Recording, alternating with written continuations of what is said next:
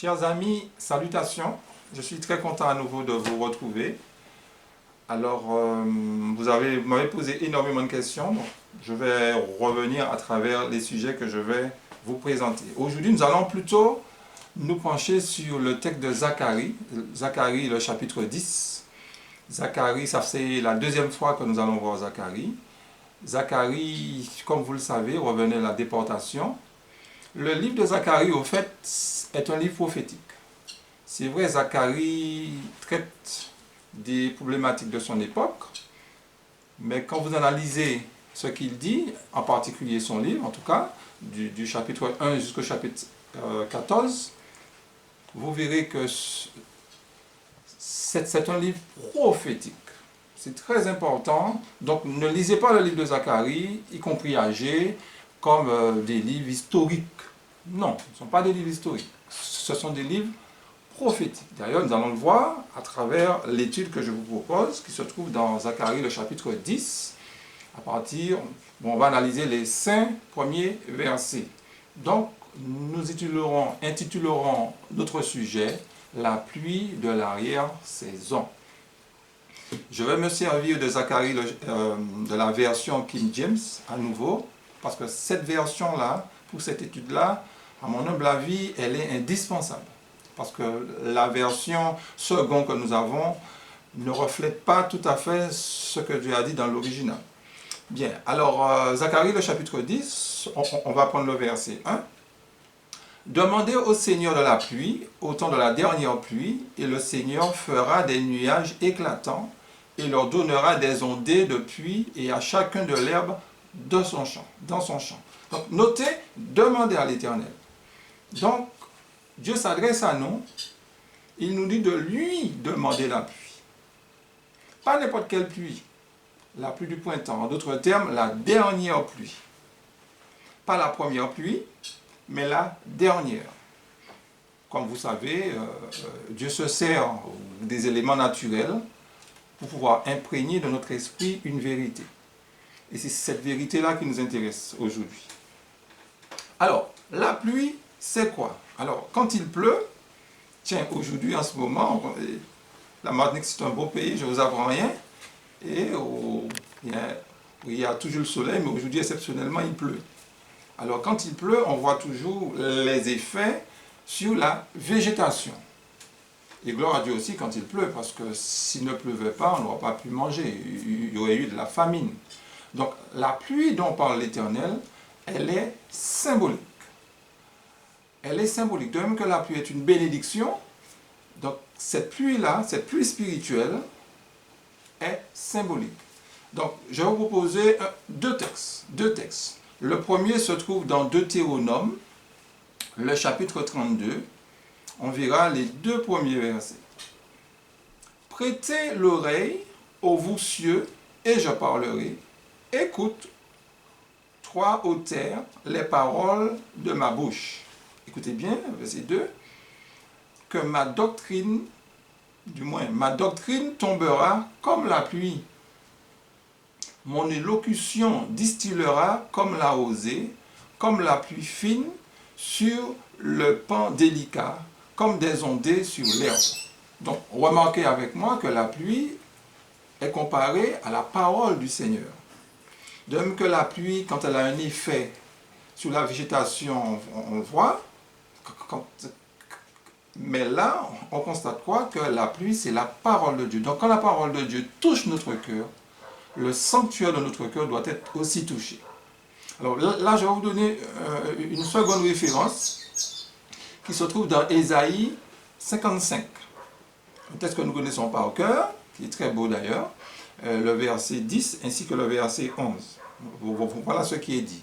« Car comme la pluie et la neige descendent du ciel et n'y retournent pas, mais arrosent la terre et la fait produire et germer, afin qu'elle donne de la semence au semeur et du pain à celui qui mange, ainsi sera ma parole qui sort de ma bouche. Elle ne retourne pas à moi sans effet, mais elle accomplira ce que j'ai voulu, et elle prospérera dans la chose pour laquelle je l'ai envoyée. » Alors, j'ai bafouillé un peu, mais Notez que la pluie, là, est comparée à la parole de Dieu. Donc, nous avons deux textes qui nous montrent que la pluie représente la parole du Seigneur. Donc, c'est une bénédiction. Donc, demandez à l'Éternel sa parole. Pas n'importe quelle parole, son dernier message. Alors, vous allez me dire avec raison, mais oui, mais la Bible dit aussi que la pluie représente le Saint-Esprit. Il y a une différence entre la parole et le Saint-Esprit. D'ailleurs, dans Actes chapitre 3, le verset 19, il est parlé de pluie et de rafraîchissement qui symbolise le Saint-Esprit. Même la servante du Seigneur nous parle, n'est-ce pas, du Saint-Esprit, la pluie de la saison, qui est le Saint-Esprit. Donc, tout cela est vrai. Mais dans le contexte de Zacharie 10, nous allons bien analyser et nous allons voir si c'est l'Esprit ou si c'est la parole.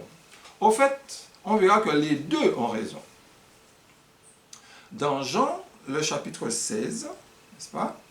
Jean, le chapitre 16, voilà ce qui est dit. Jean, le chapitre 16, à partir du verset... Ah, je ne l'ai pas... À partir du verset 13. Jean 16, le verset 13. Écoutez ce qui est dit ici. Quand le consolateur sera venu, virgule, l'esprit de vérité, il vous conduira dans toute la vérité. Car il ne parlera pas de lui-même, mais il dira tout ce qu'il aura entendu et il vous annoncera les choses à venir. Donc l'esprit de vérité doit nous conduire dans toute la vérité. Qu'est-ce que cela veut dire? Cela veut dire que pour comprendre la parole, on a besoin de quoi? On a besoin du Saint-Esprit. Donc il n'y a pas d'objection entre, comment dire ça, entre la parole et le Saint-Esprit. Alors quand la Bible me dit que la pluie représente la parole, quand la Bible aussi me dit que la pluie représente le Saint-Esprit, ce n'est pas un problème. Mais c'est à nous de comprendre. Parce que je répète, sans le Saint-Esprit, on ne peut pas comprendre son message. Donc le Saint-Esprit est indispensable. Parce que quand on a le Saint-Esprit, on comprend la parole et on voit la solennité du message. Parce que la parole de Dieu ne doit pas se contenter de toucher notre intellect, mais elle doit aussi toucher notre cœur. Donc le plus important, quand on a la parole de Dieu, ce n'est pas notre intelligence, mais c'est l'Esprit du Seigneur. Très bien. Et puis, dans le livre de Joël, le chapitre 2, n'est-ce pas, le verset 23, Joël le chapitre 2, le verset 23, au fait, la version King James dit quelque chose de très important. Non, même pas la version King James, c'est la version Marge, qui compare la pluie de la saison à un enseignant de justice. Donc, la pluie, là, représente, c'est un enseignant. Donc, dans l'enseignant, on a besoin de la parole, on a besoin aussi du Saint-Esprit. Donc, notons cela. Donc, si on nous dit de demander à l'Éternel la pluie, donc son dernier message, la question que vous allez me poser, mais c'est quel message? Quel message que Dieu a pour nous? Alors, d'abord, quand Dieu dit demander, il s'adresse à un peuple bien particulier. Ce message ne concernait pas Zacharie. Ce message ne concernait pas les apôtres. Quoique, ils ont reçu une partielle, n'est-ce pas, au moment de la Pentecôte. Mais là, on parle de la dernière. De la dernière. Donc, ça s'adresse à la dernière église. L'église de la Odyssée. L'église qui proclame le jugement investigatif. Donc, l'église a besoin de cette lumière, de cette pluie-là. C'est ça qui va la permettre de mûrir avant la moisson. Parce que la pluie, elle va concerner avant la moisson. Pas pendant la moisson, c'est avant la moisson. Elle est indispensable pour la moisson. Si cette pluie-là ne fait pas son effet, on ne pourra pas être moissonné. On ne pourra pas faire partie du blé. On sera parmi l'ivraie. Ok? Donc, le Christ a semé une bonne semence, mais à l'époque de la moisson, Dieu va moissonner. Il va ôter l'ivraie et après, il n'y aura que le blé. Donc, la pluie, je répète, est indispensable. Revenons maintenant dans Zacharie, le chapitre 10. Zacharie, le chapitre 10, nous dit, on reprend, « Demandez au Seigneur la pluie, au temps de la dernière pluie, et le Seigneur fera des nuages éclatants. » Dans votre version, vous n'avez pas de nuages éclatants. On dit qu'il produira des éclairs. Non, pas des éclairs, des nuages éclatants. Quand il va pleuvoir, on voit des nuages qui s'amoncellent. Donc ce ne sont pas des éclairs, des nuages. Il fera des nuages éclatants et leur donnera des ondées. Dans votre version, vous avez des pluies abondantes. Quand il pleut, d'une manière agressive, qu'est-ce qu'on fait? On fuit, on court. On est imperméable. Non, cette pluie-là, l'original nous dit des ondées. Ce qui veut dire qu'il pleut, on ne se rend même pas compte qu'il pleut. Donc l'enseignement de Dieu, ce n'est pas pour nous bousculer, ce n'est pas pour nous agresser. Mais Dieu parle à notre cœur. Dieu tient compte de notre passé, Dieu compte de tout. C'est pour cela que le salut est offert à tous. Hein?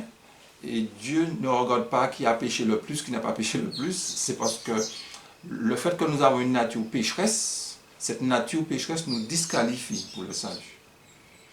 Donc il n'y a pas une personne qui a plus péché que l'autre. Le grand malfaiteur est pareil, du moins celui qui n'a jamais mis une peau de banane pour quelqu'un, est pareil que le plus grand malfaiteur, que le plus grand criminel, etc. Donc demander à l'Éternel la pluie, qu'est-ce qu'il va faire? Il va produire des nuages, il va aussi envoyer ses ondées, non pas une pluie abondante, mais ses ondées. Et il donnera à chaque herbe dans le champ la pluie. Donc c'est l'herbe qui va bénéficier de la pluie. Donc que peut bien symboliser l'herbe? Quand on va dans Ésaïe 40, le verset 6, ainsi que le verset 7, il nous est dit ce qui suit. Une voix dit, crie. Et il répondit, que crierai-je? Toute chair est comme l'herbe, et tout son éclat comme la fleur des champs. L'herbe sèche, la fleur tombe, quand le vent de l'Éternel souffle dessus, certainement le peuple est comme l'herbe. Certainement le peuple est comme l'herbe. Donc c'est l'herbe qui doit demander la pluie. L'herbe est en train de souffrir, elle a besoin de cette pluie-là pour amener le blé à la maturation, n'est-ce pas? À ce moment-là, elle crie vers Dieu et Dieu va distiller, Dieu va envoyer cette pluie-là. Donc l'herbe, elle est aussi symbolique. Et Isaïe nous dit que l'herbe symbolise les enfants de Dieu, le peuple de Dieu. Donc le peuple de Dieu est appelé à demander l'herbe. Alors, je veux que vous puissiez bien comprendre ce que je vais vous dire. Dans l'Église, nous avons appris que la pluie de la saison, c'est la puissance du Saint-Esprit. Et là, je vous montre que la pluie de la saison, certes, c'est la puissance du Saint-Esprit, c'est le Saint-Esprit, mais c'est aussi un message. Et j'aimerais que vous puissiez comprendre quelque chose. Écoutez-moi bien. Dans Joël, le chapitre 2. Joël, le chapitre 2, à partir du verset 23, nous l'avons pris tout à l'heure, nous allons le reprendre. Même la version que vous avez, nous allons nous servir de cette version que vous avez entre les mains, la version second pour ceux qui l'ont. Joël, chapitre 2, remarquez ce qui est dit. Et vous, enfants de Sion, soyez dans l'allégresse et réjouissez-vous en l'Éternel votre Dieu, car il vous donnera de la pluie en son temps. Il vous enverra la pluie de la première et de l'arrière-saison comme autrefois. Et à partir du verset 24, on voit l'effet de la pluie, parce qu'il y aura du blé, il y aura de l'huile, quand vous lisez le verset 24, le verset 25, même les sauterelles ne pourront pas récolter la bénédiction que la pluie a donnée à votre champ. On voit tout cela. Et le verset 26 nous dit, vous mangerez, c'est l'effet encore de la pluie, de l'arrière-saison, vous mangerez et vous serez quoi? Rassasiés. et vous célébrerez le nom de l'Éternel votre Dieu, qui aura fait pour vous des prodiges, et mon peuple ne sera plus jamais dans la confusion. Donc cette pluie-là, le but de cette pluie, c'est pour que nous ne soyons plus jamais dans la confusion. C'est pour cela que, je crois que c'est Pierre qui a appliqué ça à son époque, mais c'était une application partielle. Hein? Ils ont reçu la première, mais c'était partiel. Parce que les disciples, l'église chrétienne, comme vous le savez, dans 2 Thessaloniciens, le chapitre 2, à partir du verset 3, l'église chrétienne a apostasié, je ne vous apprends rien. Donc, après, il y a eu la confusion. Mais la dernière pluie, il n'y aura plus de confusion. L'église n'ira plus dans l'apostasie. Donc, on nous dit, l'objectif de la dernière pluie, on dit, et mon peuple ne sera plus jamais dans la confusion.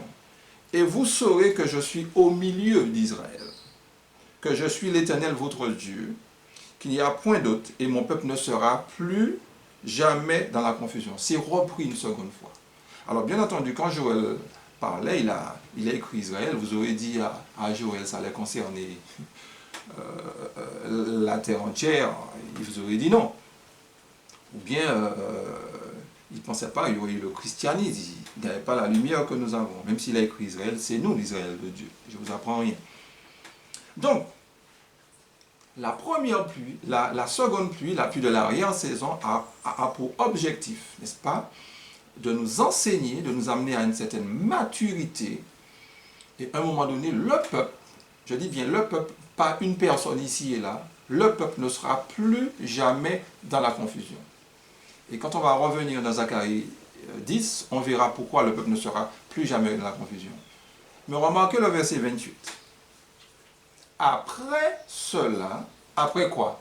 Après la pluie de la saison. Après cela, après que le peuple ne sera plus dans la confusion, qu'est-ce que Dieu fera?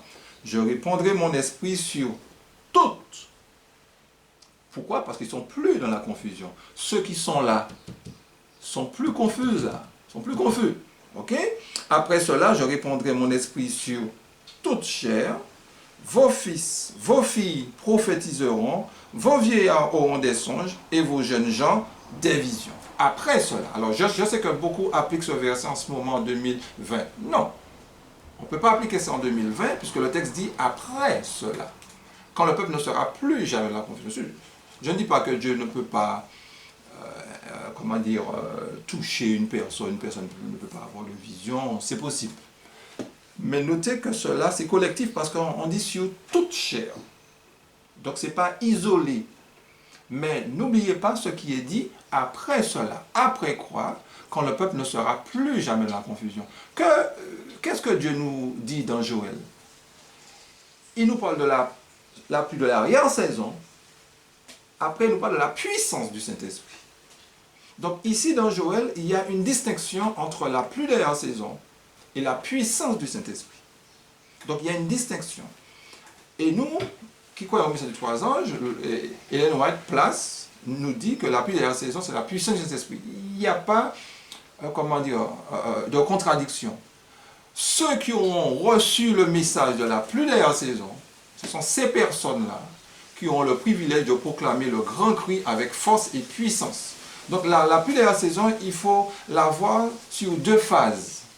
La phase où elle nous instruit, on a Jean chapitre 16, le verset 13, on a vu le Saint-Esprit nous guide dans toute la vérité. Donc le Saint-Esprit va nous sanctifier. Une fois qu'on va atteindre une certaine maturité, à ce moment-là, Dieu va déverser sur nous la puissance du Saint-Esprit. Cette puissance du Saint-Esprit, dans Joël 2, le verset 28, ce n'est pas dans le but de nous sanctifier là. Mais ça sera dans un but pour pouvoir témoigner, ça sera plus dans le sens pour pouvoir démontrer, pour pouvoir proclamer l'évangile. Quand les apôtres ont reçu la puissance du Saint-Esprit, ce n'était pas pour spécialement les sanctifier, parce qu'ils étaient déjà sanctifiés. Ils ont fait la paix entre eux dans la chambre haute. Et quand ils ont reçu la puissance du Saint-Esprit, c'était pour témoigner, c'était pour prêcher avec force et puissance. Donc, ils ont reçu l'enseignement de Jésus. Du moins, ils ont épousé, ils ont accepté pleinement l'enseignement de Jésus dans la chambre haute. Pierre ne voulait pas être supérieur que Jacques, etc. Ils étaient tous ensemble. Quand ils avaient rempli cette condition-là, ils ont reçu la puissance, ils ont pu prêcher. Ok? Donc la pluie et la saison, c'est sur deux phases, si on peut parler ainsi, sous forme de vérité. Après, ça sera sous forme de puissance. Il y a un livre de Robert Winnan, qui est un pasteur adventiste, qui est à la retraite. Il est mort, je crois, en 2011. Je crois qu'il était américain. Et il a beaucoup œuvré au sein de l'Église adventiste en Afrique, etc. C'est quelqu'un qui a joué un rôle très important. Il a écrit un livre intitulé « Un exposé au message de 88 ». Et pour ceux qui ont ce livre, je vais vous demander de lire ce livre, de commander ce livre. Bon, certes, vous n'avez pas trouvé peut-être ce livre dans les librairies adventistes. Je pourrais vous donner une adresse où vous pourrez vous procurer, mais c'est un livre adventiste, un pasteur adventiste, hein, ce n'est aucune autre personne. Et il nous dit dans ce livre, il y a un chapitre où il nous dit que la pluie de la saison a été rejetée en 1888. Mais vous allez lire ce chapitre, mais je me réserve un séjour de parler du message de 88. Le message qui a été rejeté dans une session en 1888 et a été rejeté d'une manière définitive en 1890. Et il y a un autre pasteur qui a été président de la conférence générale, qui a fait un livre, je vous conseille aussi de l'acheter, Christ notre justice. C'est un livre qui nous relate tout ce qui s'est passé en 1888. Et il dit que les frères ont rejeté le message alors que les frères savaient que c'était la vérité. Et elle donne des citations de la servante du Seigneur, elle donne aussi son propre témoignage. Mais je ne veux pas trop m'attarder sur ça aujourd'hui. Ok? Nous allons revenir sur ça ultérieurement.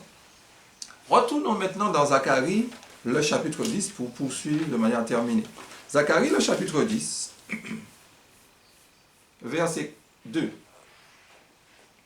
Il est dit, « Car les idoles ont parlé de vanité, et les devins ont vu le mensonge, et ont proféré des songes trompeurs, ils consolent en vain, c'est pourquoi ils s'en sont allés comme des brebis. » Je m'arrête là. Car, si on nous dit car, c'est pour nous inciter à demander la pluie. Pourquoi il nous faut demander la pluie? Parce qu'il y a des idoles. Il y a des gens que nous prenons comme référence. Hein? Nous sommes à leurs pieds, et ces gens-là, une fois qu'ils ont parlé, on dit Amen. Mais Dieu nous dit la pluie de la saison ne sera pas donnée par n'importe qui. La pluie de la saison, c'est l'Éternel qui va le donner, à travers son Saint-Esprit. Parce que Dieu nous dit, car les idoles ont parlé de vanité. Et la version seconde que j'ai sous les yeux dit, les téraphim ont des paroles de néant. Rappelez-vous, dans Isaïe 66, il y a des gens qui donnent la nourriture de porc. Ce sont ces mêmes personnes-là. Ok? Et l'inspiration nous dit, les devins prophétisent de fausseté. Il y a des gens qui ont toujours des révélations, il y a des gens qui ont des songes, etc. Mais à aucun moment, ils vont vous dire que Dieu envoie un message. À aucun moment, ils vont vous dire ça, mais ils connaissent toutes sortes de choses. Ok? Et l'inspiration nous dit, ils sont malheureux parce qu'il n'y a point de pasteur. Mes amis, le verset nous dit, ils sont malheureux parce qu'il n'y a point de berger. Vous allez me dire, oui, il y a des bergers au sein de l'Église. Mais quels sont les bergers qui enseignent le dernier message? Chers frères et sœurs, chaque période de l'histoire, Dieu a un message pour son peuple. Quand l'homme a péché, Dieu s'adressait à l'homme d'une manière orale. Ça a duré pendant 25 siècles. À partir de Moïse, la parole a commencé à être enregistrée, a commencé à être écrite. Ok? Donc, il y a eu cette transmission-là par l'écrit. Maintenant, à l'époque de Moïse, c'était le salut à travers le système cérémoniel. Donc, à l'époque de Jésus, c'était la justification par la foi. C'était Christ crucifié. Donc, c'était une addition. Et à l'époque de Miller, c'était une addition. C'était toujours Christ crucifié, mais il y avait l'addition des 2300 soirs et matins. Le message des 3 anges, l'image de la bête. Donc, chaque période de l'histoire, il y a un message additionnel qui concerne l'Église. Donc on ne peut pas, en tant qu'adventiste, rester que sur ce que Paul a dit. Certes, il faut garder ça, c'est très important, ce que Jésus a dit, il n'y a pas de souci. Mais à chaque période de l'histoire, je me répète, Dieu a un message pour le peuple. Donc là, plus de l'arrière-saison, Dieu a un dernier message pour le peuple. Maintenant, vous pouvez critiquer, oui, tu penses que c'est X, tu penses que c'est Z. Je ne vais pas entrer dans ce détail-là. Mais notez que Dieu a un message. Donc si ce n'est pas X, ce n'est pas Z, il faut trouver que c'est qui. Mais la servante du Seigneur, je vais vous lire ça la prochaine fois, parle de cela. Un message que l'Église a refusé. Nous allons nous étendre là-dessus. Mais notez pourquoi il nous faut demander à l'Éternel la pluie de la saison. C'est parce qu'il y a des idoles. Il y a des gens qui mentent. Il y a des gens qui commentent des prophéties qui ne sont pas prophètes. Ok, qui ne sont pas prophètes. Comme je vous disais la fois dernière, que pour interpréter une prophétie, il faut le puiser dans la Bible et dans l'esprit de prophétie. Ok? Le verset 3 nous dit, mon courroux, je vais lire la version seconde, ma colère s'est enflammée contre les pasteurs, et je châtierai les boucs, car l'Éternel des armées visite son troupeau, et la maison de Juda, il en fera son cheval de gloire dans la bataille. Notez quelque chose. Ma colère s'est enflammée contre les pasteurs. La version King James nous dit, ma colère s'est enflammée contre les bergers. Alors que le verset 2, il nous dit, il n'y a pas de pasteur. Le verset 3, il va châtier les pasteurs. Donc cela sous-entendait, comme je vous le disais tout à l'heure là, il y avait des pasteurs. Mais les pasteurs ne donnaient pas la nourriture de l'époque. Ne donnaient pas la nourriture de l'époque. C'est pour cela que Dieu dit, il n'y a point de pasteur. Il n'y a point de pasteur qui donne la pluie de la saison. Et c'est pour cela que Dieu va les châtier au verset 3. Ne venez pas me dire que c'est déjà accompli. Je vais vous demander quand cela s'est accompli. Donc Dieu va châtier ceux qui ont la lourde responsabilité, il faut qu'on prie pour nos pasteurs, qui ont la lourde responsabilité de nourrir le peuple, d'entretenir le peuple. Donc, nous vivons au temps de la fin. Dieu a énormément de messages pour le peuple adventiste, mes frères et sœurs. Et nous tournons toujours autour des mêmes thèmes. Oui, il faut qu'on parle du salut, parce que c'est la base. Il ne s'agit pas de piétiner la base. Oui, on reste dedans. Parce que le plan du salut, c'est l'essentiel. Mais il y aura une guerre bientôt en Palestine, mes amis. Il disait Zacharie 14. Dieu a un message pour nous. L'Église adventiste a un message pour les Arabes, pour les Juifs. Le savez-vous? Il y aura un problème au Moyen-Orient. Il faut que l'Église adventiste enseigne ce message, mes amis. Alors, il y a aussi, Dieu va s'enflammer contre les pasteurs, parce que les pasteurs ne font pas leur travail, et Dieu va châtier les boucs. Alors, pourquoi Dieu va-t-il châtier les boucs? C'est parce qu'il a appelé que des brebis. Dans Jean chapitre 10, Dieu appelle des brebis, Dieu n'appelle jamais des boucs. C'est quoi un bouc? Un bouc est têtu. Un bouc n'est pas malléable, tandis qu'une brebis, on peut faire ce qu'on veut avec une brebis. Donc, Dieu appelle des brebis et non pas des boucs. Et comment se fait-il qu'il y ait des boucs dans la bergerie? On nous dit que le peuple est errant. Alors comment le peuple est errant? Ce qui veut dire qu'il n'y a pas de nourriture solide. Et quand je regarde au sein de l'Église, ceux qui donnent le plus souvent des nourritures solides, le plus souvent ce sont des laïcs, qui n'ont pas fait d'école, qui n'ont pas été au collège, etc. Quand il dit collège biblique, etc. Ils n'ont pas été. Et c'est eux. Je ne suis pas en train de mépriser ceux qui ont fait des études. Loin de moi cette idée. Vraiment loin de moi cette idée. Mais ce que je veux dire, voilà, mes frères et sœurs, il nous faut nous pencher sur le message de John C. Waggoner. Il nous faut aussi nous pencher sur le message prophétique. Mais assurons-nous que le message prophétique est tiré de l'inspiration. Je vais vous prendre juste un tout petit exemple. Nous avons fait l'étude des 7 sceaux. On a appliqué le premier sceau à l'église chrétienne. Ça, ce n'est écrit dans aucun passage d'Ellen White. Le premier sceau, le cheval blanc. On dit c'est l'église chrétienne. Mais que de la servante du Seigneur? Elle n'explique pas tous les 7 sceaux, mais elle dit quelque chose. Et quand on va aborder les 7 sceaux, je vais vous lire ce qu'elle dit. Elle englobe les 7 sceaux comme étant l'histoire de l'humanité. Les 7 sceaux couvrent l'histoire de l'humanité. L'histoire de l'humanité n'a pas commencé, mes frères et sœurs, à partir de l'ère chrétienne. L'histoire de l'humanité a commencé avec Adam. Donc le cheval blanc, c'est au moment où la terre est sans péché au moment où Dieu a créé Adam. Et rappelons-nous, dans Apocalypse 4, Apocalypse 5, il y a les trônes qui sont installés et personne ne fut trouvé digne d'ouvrir le livre. Qui fut trouvé digne d'ouvrir le livre, si ce n'est l'agneau, le lion de Juda, Jésus. Et la première chose qui passe devant le trône, c'est le cheval blanc. C'est pour nous montrer que les 7 sceaux ont un rapport avec le jugement investigatif.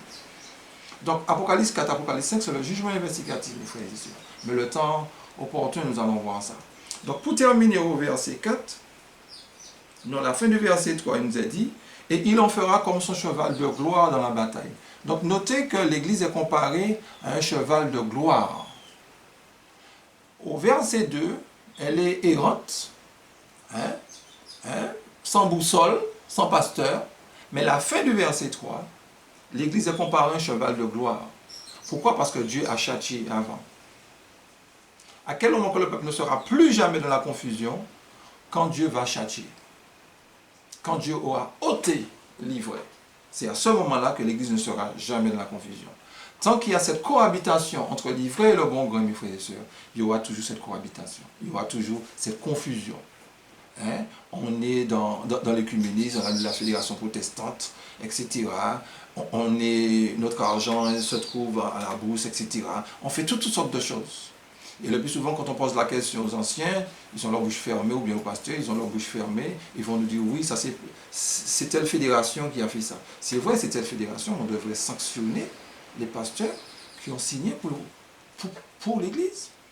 Donc, mes frères et sœurs, l'Église est comparée à la fin du verset 3 comme un cheval de gloire. Donc, c'est Joël chapitre 2, le verset 28. Là, on va répandre l'Évangile avec toute la force, la puissance de Dieu. Et le verset 4 à 5 pour terminer. De lui sortira l'angle, de lui le clou, de lui l'arc de guerre, de lui sortiront tous les chefs ensemble. Sortiront tous les chefs ensemble après la purification. Ils seront comme des héros, foulant dans la bataille la boue des rues. Non, pardon. Foulant dans la bataille la boue des rues. Ils combattront parce que l'Éternel sera avec eux. Et ceux qui seront montés sous des chevaux seront couverts de honte. Ils combattront. Après la purification, quand l'Église est glorifiée, on nous dit ils combattront. Ils vont combattre quoi? C'est le grand cri, mes amis. L'image de la bête. Les frères et sœurs, je peux vous prendre Ésaïe, Sophonie, plein de textes. Tous ces prophètes-là disent la même chose. Et ce que vous allez voir avec moi. Purification de l'Église. Une fois que l'Église est purifiée, elle est envoyée prêcher l'Évangile aux 4 coins de la terre. De même que l'on distingue le jour et la nuit, avant le retour de Jésus, le monde entier doit entendre l'Évangile et doit voir le caractère de Jésus reproduit dans les enfants de Dieu. Là maintenant, on manque de nous. Moi, quand je suis dans le champ, des moments me disent, oui, vous êtes adventiste, mais qu'est-ce qui prouve que vous avez raison? Pourquoi pas les témoins de Jéhovah? Pourquoi pas si vous... Oui, les gens se posent la question, ils ont raison de se poser la question. Mais bientôt, personne ne va se poser la question. Ça se verra. De même qu'on distingue le jour et la nuit, ils vont voir. Cette bonne nouvelle sera prêchée dans le monde entier, alors viendra la fin. Il faut que Dieu donne une image de son caractère avant son retour, mes frères et sœurs. Et par qui va-t-il se servir? De notre Église, l'Église adventiste. Mais pas dans l'état qu'elle se trouve là, parce qu'elle est dans un état misérable. Ok? Donc le message de la pluie de la saison, c'est un message pour la purification de l'Église, mes amis. Et quand l'Église va expérimenter cela, l'Église pourra maintenant proclamer le grand cri. Mais le problème, c'est que la connaissance du message, elle n'est pas suffisante. La connaissance d'un message n'est pas suffisante. Ce qui est essentiel, c'est quand on entend le message et qu'on ouvre son cœur et on dit à Jésus de devenir mettre de l'ordre dans notre vie.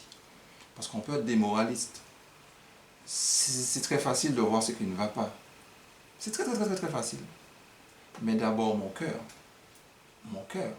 Moi qui suis impur, moi qui ai des pensées mauvaises, moi qui ai des mauvaises actions, c'est ce que Dieu veut d'abord restaurer en moi. Donc la pluie doit d'abord me toucher. Et quand il va toucher mon cœur, à ce moment-là, je pourrai aussi en parler.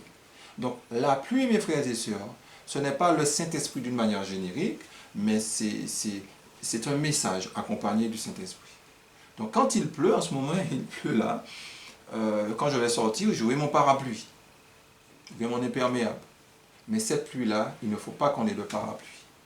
Cette pluie-là, il faut se laisser mouiller, mes frères et sœurs. Donc que Dieu nous bénisse, que Dieu nous aide à comprendre que nous sommes errants. Et c'est la pluie qui va nous recadrer, mes frères et sœurs, à savoir la parole du Seigneur. Puis Dieu nous bénisse. Amen.